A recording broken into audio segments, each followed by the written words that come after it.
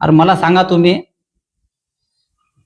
बुलढाणा शहरात धर्मवीर आमदार संजूभाऊ गायकवाड हे धर्माचं काम करणारे एक आदरणीय व्यक्तिमत्व आहे. जी वास्तू नगर परिषद ती बांधत आहे आज रोजी, तिथं ते देवा धर्माचे आमचे ते जुने ओटे येत होते. आता इमारत बांधताना ते ओट्यामुळे ती इमारत काही बांधता येत नव्हती. म्हणून आमदार साहेबांनी सामाजिक सलोखा राखल्या जावा, कोणत्याही धर्माचा आणि जातीचा याच्यामध्ये काही प्रताडणा होऊ नये म्हणून आमच्या समाजाची मीटिंग घेतली. आमच्या समाजाचे नगरसेवक आणि सन्माननीय पंचमंडळ जे आहेत ते पंचमंडळ बोलवा सुनील आणि चांगली बापा याच्यातून मार्ग काढा. आपल्याला इमारती होईल आणि देवा धर्माचं आपल्याला ओटही तोडता येणार नाही, किंवा ओट तोडलं तर त्याची वास्तू चांगल्या पद्धतीत कशी बांधता येईल हे तुम्ही तुमच्या समाजाला व्यवस्थित सांगा आणि त्यांचं काय मत आहे हे मला सांगा. आणि श्याम खाटू जे आहेत आमचे, त्याचा ओट्याला धक्का लावता येत नाही असं आम्ही भाऊला सांगितलंय. परंतु जे आमचे भैरव होते, भैरव बाबा म्हणून, ते सामाजिक सलोख्याच्या दृष्टिकोनातून त्यांची रीतसर आम्ही पूजा अर्चना करून ते आम्ही भाऊ आम्ही उठवून बाजूला तिथं त्यांचं परत पुनर्बांधणी आम्ही करू शकतो. भाऊ आम्हाला या बाबतीला तुम्ही सहमती प्रदान करा आणि जे काही आपल्या याच्यातून करता येईल देवा धर्मासाठी ते करा. धर्मवीर आमदार भाऊंनी हे सगळ्यांचा विचार ऐकला आणि ठीक आहे. आमचे शिवाभाऊ या मिटिंगला होते, दोन्ही नगरसेवक होते आणि पंचमंडळी होते. तुम्ही विचारा शिवाभाऊला. भाऊनी तिथं सगळ्यांसमक्ष घोषणा केली की तुमच्या समाजाचे जे देव आहेत त्या देवांच्या सौंदर्यीकरणासाठी जे तुम्हाला मदत लागेल मी करेल. मग मला सांगा, याच्यात आमच्या समाजाचा कुठं अपमान झाला? उठले तुम्ही की भाऊवर नाव ठेवता, बोट ठेवता. समाजाचा आहे म्हणून मी हे बोलत आहे. देवा धर्माचे ओटे वाचवले भाऊनी. भाऊचं खरंच धन्यवाद मनापासून. समाजामध्ये भंगी समाज आहे, 3 समाज काम करतायत आमच्याकडे. भंगी समाज आहे, मुसलमान समाज आहे आणि बौद्ध समाज आहे. या 3 समाजाचे सफाई कामगार तिथं काम करतात.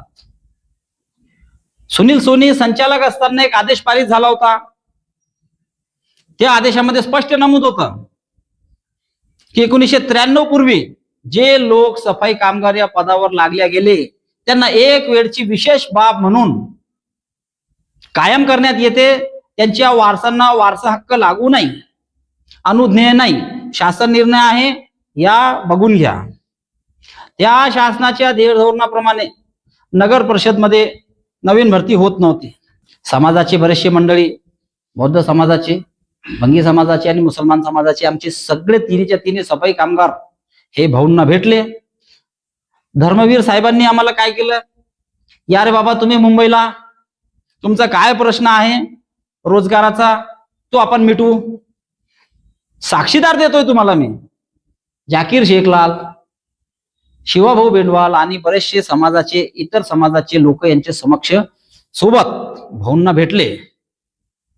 भाऊंनी क्षणाचाही विलंब न लावता गाडीत बसवलं आणि लगेच संचालक ऑफिसला घेऊन गेले त्यांच्या गाडीत.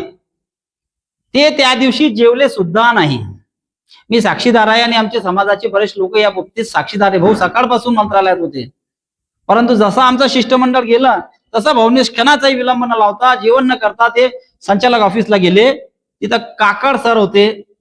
काकडे सरांना भेटून त्यांनी सांगितलं, सर एकच मिनिट, काकड सरांना सांगून तात्काळ आमच्या जो रोजगाराचा प्रश्न होता 1993 पूर्वीचा, आज भाऊच्या माध्यमाने 3ही समाजाचे सफाई कामगार आज परत नोकरीला लावण्याची कार्यवाही भाऊच्या आशीर्वादाने सुरू झालेली आहे.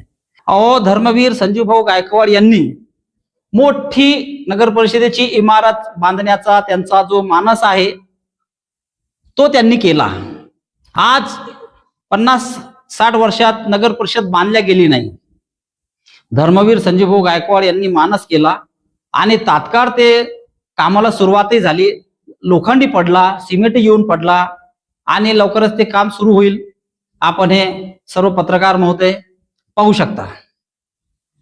मग भाऊचा काय रोल आहे याच्यात? भाऊवर आरोप करताय. चांगलं काम करणाऱ्याला व्यक्तीला तुम्ही नाव ठेवताय. तुम्ही काय करताय? स्वतः आत्मचिंतन करावं, आत्मपरीक्षण करावं. आम्हाला त्या कुत्र्यांची जी बंदिस्त गाडी होती, त्या बंदिस्त गाडी इकडून झुणका भाकर, बाजूला आणखीन ते कोणते तरी दुकान मांड्यावाल्यांचे यांचे त्यांचे असे काही भरपूर अतिक्रमण होते. आम्ही सरांना सांगून की साहेब ही गाडी काही आतमध्ये जात नाहीये आणि कुत्रा एखाद्याला डसला तर त्याचे परिणाम वाईट होतील. शेवटी नागरिक आहे या शहरातले आपले ते. म्हणून सरांनी काय केलं की मेंढवाल हे तात्काळ पाडून घ्या आणि पाडा ते झुणका भाकरच नाही, तो समोरचा रस्ता क्लिअर करा पूर्ण. आम्ही मुन्नाजीची झुणका भाकरच नाही, आम्ही समोरचं पूर्ण अतिक्रमणच ते गायब केलं. जेसीबीच्या मदतीने आम्ही ते तोडून टाकलं. तुम्ही म्हणता धर्मवीर आमदार साहेबांनी ते पाडलं. अरे काय तर खरं बोला. तुम्ही उठले सुटले मीडियासमोर खोटच बोलताय. मीडियासमोर खोटच बोलताय. सत्य परिस्थिती काय आहे हे आज मी या बाबतीत तुमच्या समोर आणलेली आहे. आता काही परत मुन्नाजीचं म्हणणं आलं की आमच्या घरासमोर खड्डे खोदून ठेवलेले आहे. मुन्नाजींना त्यांचे डोक्यानुसार जर त्यांनी पाहिलं आणि विचार केला तर घर बांधताना किंवा एखादी कोणती इमारत बांधताना आपल्याला खड्डे करावेच लागतात. खड्डे केल्याशिवाय आपण प्लेंथ बांधू शकत नाही. मग खड्डे केले याचा काय अर्थ लावताय तुम्ही? अहो, धर्मवीर संजूभाऊ गायकवाड यांनी मोठी नगर परिषदेची इमारत बांधण्याचा त्यांचा जो मानस आहे तो त्यांनी केला आणि ते पूर्ण होईलही. आज 50-60 वर्षात नगर परिषद बांधल्या गेली नाही. धर्मवीर संजूभाऊ गायकवाड यांनी मानस केला आणि तात्काळ ते कामाला सुरुवातही झाली.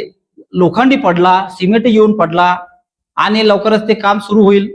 आपण हे सर्व पत्रकार महोदय पाहू शकता. मग भाऊचा काय रोल आहे याच्यात? भाऊवर आरोप करताय. चांगलं काम करणाऱ्याला व्यक्तीला तुम्ही नाव ठेवताय. तुम्ही काय करताय? स्वतः आत्मचिंतन करावं, आत्मपरीक्षण करावं. जी वास्तू नगर परिषद ती बांधत आहे आज रोजी, तिथं ते देवाधर्माचे आमचे ते जुने ओटे येत होते. आता इमारत बांधताना ते ओट्यामुळे ती इमारत काही बांधता येत नव्हती. म्हणून आमदार साहेबांनी सामाजिक सलोखा राखल्या जावा, कोणत्याही धर्माचा आणि जातीचा याच्यामध्ये काही प्रताडणा होऊ नये म्हणून आमच्या समाजाची मीटिंग घेतली. आमच्या समाजाचे नगरसेवक आणि सन्माननीय पंचमंडळ जे आहेत ते पंचमंडळ बोलवा सुनील आणि चांगली बापा याच्यातून मार्ग काढा. आपल्याला इमारती होईल आणि देवाधर्माचं आपल्याला ओटाही तोडता येणार नाही, किंवा तोडलं तर त्याची वास्तू चांगल्या पद्धतीत कशी बांधता येईल हे तुम्ही तुमच्या समाजाला व्यवस्थित सांगा आणि त्यांचं काय मत आहे हे मला सांगा. ते बांधकाम जवळपास 1 महिना प्रलंबित होतं.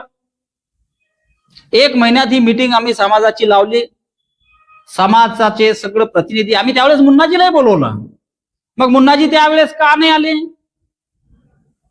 जर तुम्हाला समाजाचा एवढा पुळका आहे, सगळ्या गोष्टीचा तुम्ही हे ठेवता, समाजाचे प्रतिनिधी आणि सन्माननीय प्रतिष्ठित व्यक्ती म्हणून तुम्ही वावरता, मग तुम्ही मीटिंगला का नाही आले? तुम्ही तुमचं मत मांडायचं असतं.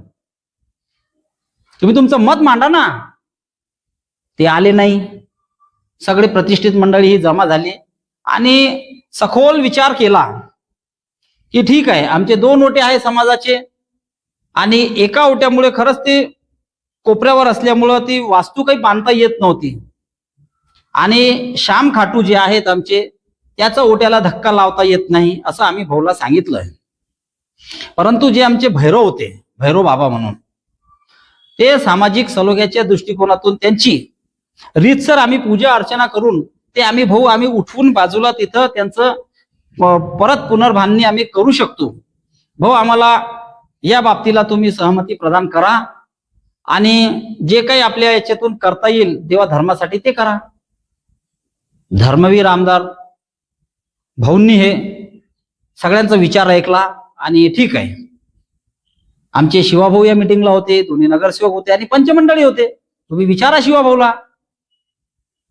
आम्ही लगेच पूजा अर्चना केली आणि भैरव बाबाचा ओटा हा खाटू श्याम बाबाच्या बाजूला त्याचं आपण जीर्णोद्धार केला. भाऊनी तिथं सगळ्यांसमक्ष घोषणा केली की तुमच्या समाजाचे जे देव आहेत त्या देवांच्या सौंदर्यीकरणासाठी जे तुम्हाला मदत लागेल मी करेल. मग मला सांगा, याच्यात आमच्या समाजाचा कुठं अपमान झाला?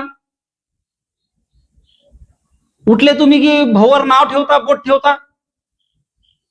समाजाचा आहे म्हणून मी हे बोलत आहे.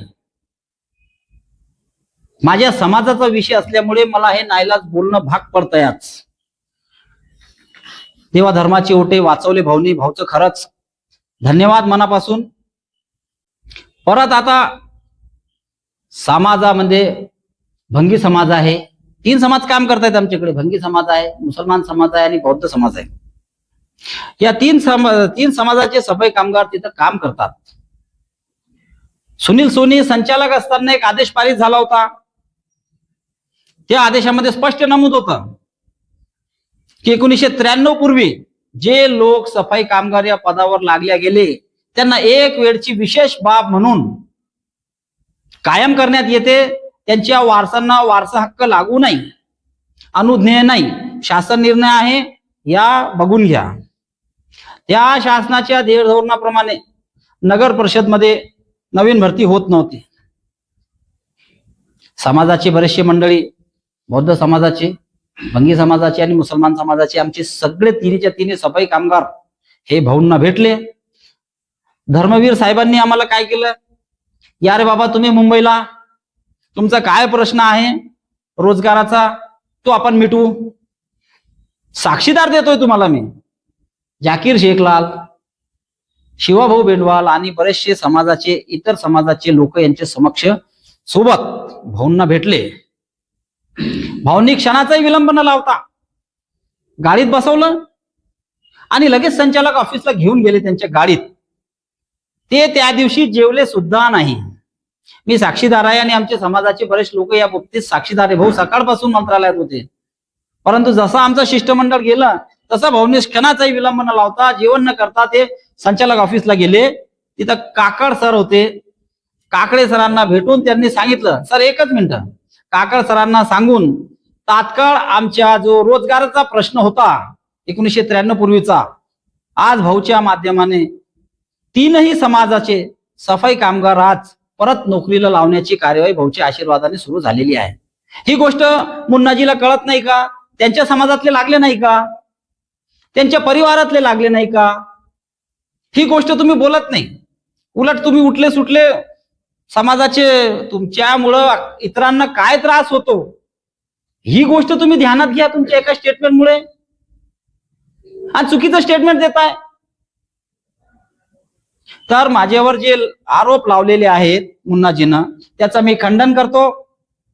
आणि खंडन केल्यानंतर मी माझ्या नुकसान भरपाई होणार आहे. माझी जी नुकसान, जी बदनामी झालेली आहे त्या बदनामी पोटी मी लवकरच न्यायालयात मानहानीचा दावा सुद्धा करणार आहेत. माझ्यावर केलेले आरोप हे मुन्नाजीने सिद्ध करावं.